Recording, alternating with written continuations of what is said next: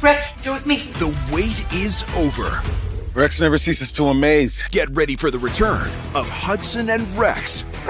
All right, go get her. With high-stakes action. Rex found a body and a murder weapon. Cases that hit close to home. The security alarm at home is going off. Don't know what's going on with you. There is a version of this story where none of this happens, where a network looks at what it has, recognizes how rare it is, and makes the obvious decision to protect it, where a beloved lead actor fights through cancer, recovers, and walks back onto the set he helped build to a cast and crew who are genuinely glad to have him back. Where the fans who spent 7 years showing up every single week get the continuation they were waiting for. Where a show that had everything going for it just keeps going. That version of this story exists. It was available. All anyone had to do was make the right call. They didn't make the right call. Instead, they made one of the most catastrophically wrong decisions in recent television history. And then, as if that wasn't enough, they doubled down on it. Tripled down on it, kept going even as everything around them was catching fire and collapsing, kept going until there was nothing left to save. A completed season of television, fully filmed, fully edited, representing millions of dollars in production costs,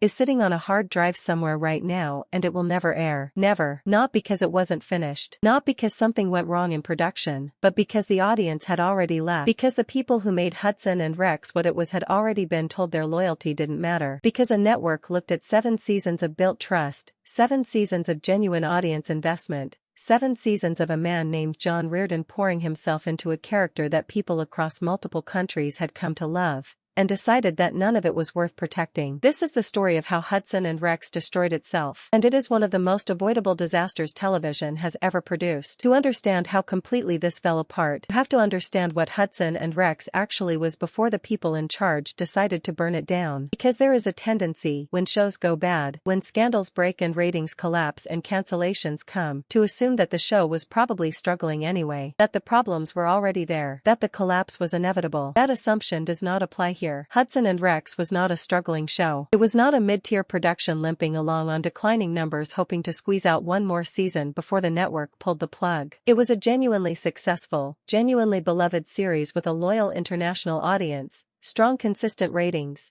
and the kind of warm reputation that most television shows spend years trying to build and never quite manage to achieve. People in multiple countries were watching it. Canada, obviously, but beyond Canada, audiences across different markets had found the show and connected with it on a level that procedural dramas dream about. It had that quality, that rare and valuable quality, that the best shows in this genre carry, which is that you didn't just watch it for the cases. You didn't tune in every week simply to find out who committed the crime or how the investigation would unfold. You watched it because you cared about the people on screen. You were invested in them. You wanted to spend time with them. That is not a small thing. That is actually everything in television. Cases come and go. Mysteries get solved and replaced by new ones. But characters, real characters, characters that feel alive and specific and genuinely human, those are what keep audiences coming back season after season. And Hudson and Rex had built exactly that kind of character in Charlie Hudson. John Reardon didn't just show up and play a detective. That description doesn't come anywhere close to capturing what he actually did with that role across 7 seasons. He built Charlie Hudson from the ground up. He found the specific rhythms of the character, the particular way Charlie moved through the world, the balance of warmth and professionalism and quiet vulnerability that made him feel like a real person rather than a television archetype. He developed, episode by episode and season by season, the relationship between Charlie and Rex that became the genuine emotional engine of the entire show. And that relationship was not something you could manufacture quickly or replace easily. It was something that had developed slowly and organically over years of real work, real commitment, and real creative investment. When Hudson and Rex was at its best, what you were watching was a partnership.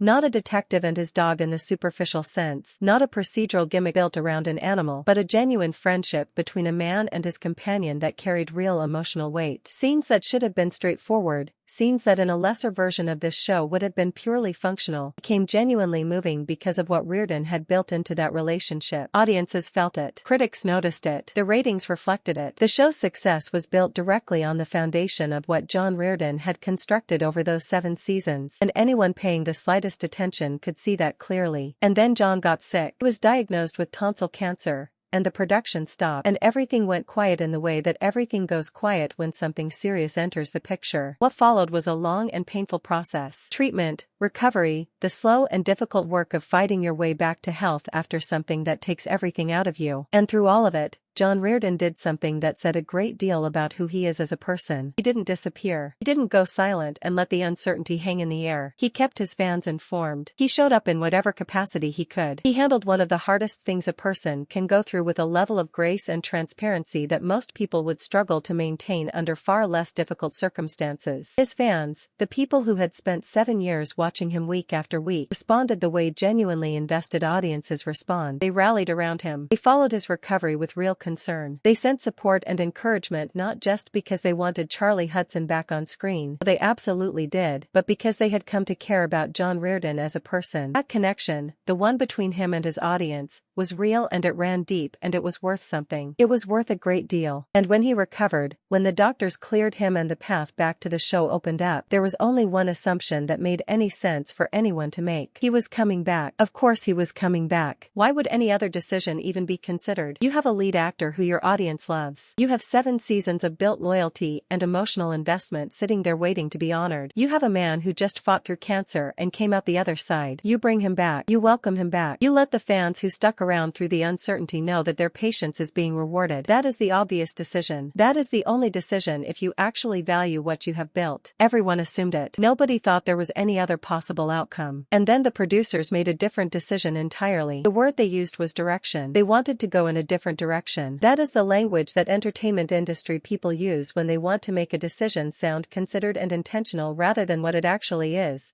which is a choice to throw away something that was working in favor of something untested and unproven. A different direction. As if 7 seasons of audience loyalty and a lead actor who had just survived cancer and a fan base that was actively waiting for the show to continue were simply one option among several equally valid options on the table. They were not. There was one direction that made sense. There was one direction that respected what the show had built. There was one direction that honored the relationship between the audience and the people they had chosen to invest in. They chose the other one. John Reardon found out he was being replaced and he did something that required real courage. He went on Instagram and he was honest about it. Not vague, not carefully managed, not filtered through a publicist to minimize damage. Honest. He told the fans what had happened. He said clearly that this was not how he had hoped his 7-year journey would end. He made it understood, without ambiguity, that this was not his choice, that he had not decided to leave, that he had been removed. In doing that, he gave the audience the truth that the producers clearly had no intention of giving them. And the response was immediate and it was enormous. The outrage that followed was not the kind of manufactured internet noise that fades within a news cycle. It was the kind of deep, sustained, genuinely felt reaction that comes when people who have invested real emotional energy into something feel that investment being disrespected. Fans who had followed the show for years, who had rallied around John Reardon during his illness, who had waited through the production pause with genuine patience and goodwill, were now being told that none of that loyalty was being honored. They were being told that the person they had come to care about,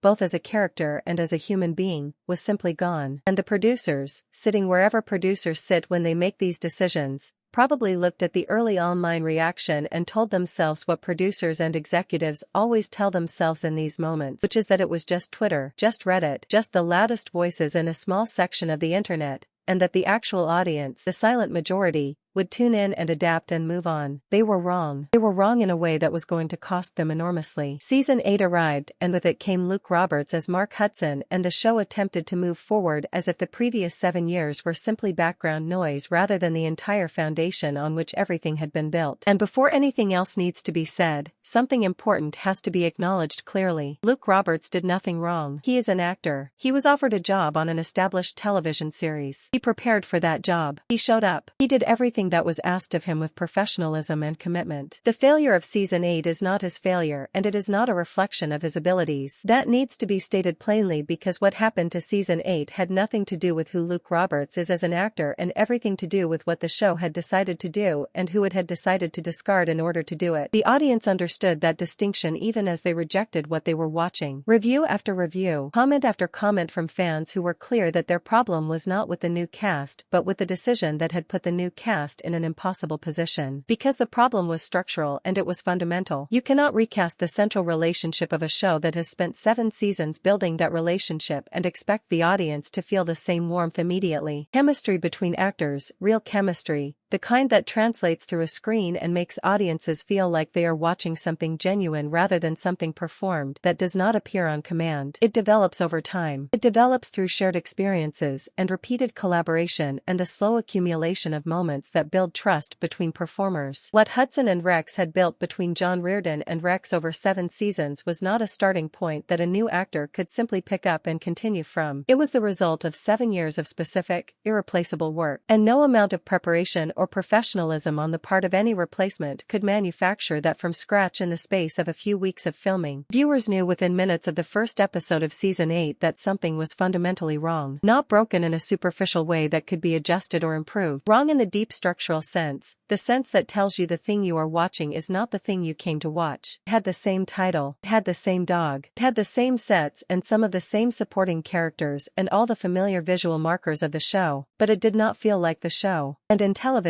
that feeling is not a minor consideration. That feeling is everything. But the recast alone, as damaging as it was not the thing that made Season 8 truly unforgivable. The recast was a bad decision. What they did with Charlie Hudson's disappearance was something worse than a bad decision. It was a demonstration of contempt. Not intentional contempt, perhaps, but contempt in the practical sense, in the sense that the choices they made communicated to the audience exactly how little they valued what those 7 seasons had meant. Charlie Hudson went missing. That was the explanation. That was the send-off for a character that had been the emotional center of the show for 7 full seasons, a character that audiences in multiple countries had built genuine attachments to, a character that John Reardon had spent years developing into something real and specific and worth caring about. He went missing. No scene. No context. No moment that allowed the other characters to process the loss in a way that reflected what Charlie Hudson had meant to them. No goodbye of any kind that honored 7 years of storytelling. Just an absence with a vague explanation attached to it. And then, as the season continued, they went further. They started referring to Charlie Hudson as dead. They killed him off. Off-screen. Without showing what happened. Without giving the audience any kind of meaningful farewell. Without any of the craft or care or emotional intelligence that a moment like that demands when you are ending the story of a character people have spent years loving. A character that's significant, handled with that level of laziness, sends a message to the audience. The message is that the people making the show do not take the audience's investment seriously. That the years viewers spent caring about Charlie Hudson were, from the perspective of the people in charge, simply not worth the effort of honoring properly. Fans received that message. They received it clearly. And they were not just disappointed. They were genuinely angry in the deep and lasting way that people get angry when something they care about is treated like it doesn't matter. The ratings that followed were not a gradual decline. They were a collapse. Episode after episode of Season 8 posted numbers that sat at the bottom of the show's entire history. The IMDb scores were brutal in the specific way that scores are brutal when audiences are not simply indifferent but actively feel wronged. Review sections filled with comments that told the same story in different words. People writing about feeling like they were watching a different show wearing the skin of the one they loved. People describing a sense of being gaslit, of being expected to simply pretend that 7 years of character development had never mattered. The word that appeared again and again in those reviews, the word that people kept reaching for when they tried to describe what they were experiencing, was hollow. Hudson and Rex without Charlie Hudson felt hollow. Empty.